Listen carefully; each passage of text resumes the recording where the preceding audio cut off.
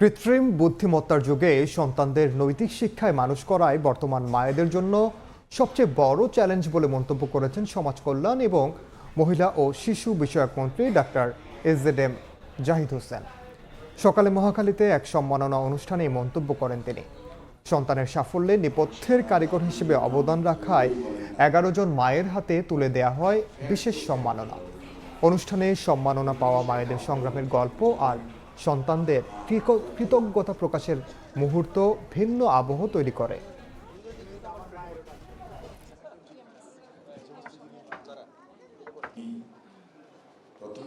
Social মিডিয়ার এই যুগে এআই সহ এমন একটি অবস্থায় আছি যে সত্যিকার অর্থে আমাদের জেনারেশন যেটি বলেন আর আগামী প্রজন্মের কথাই বলেন, তাদের অবস্থা কোন দিকে যাবে সেটি নির্ধারণ করা বা নিয়ন্ত্রণ করা এই মায়েরা যত সহজে পেরেছেন, সামনের মায়েরা এত সহজে পারবেন বলে আমার মনে হয় না।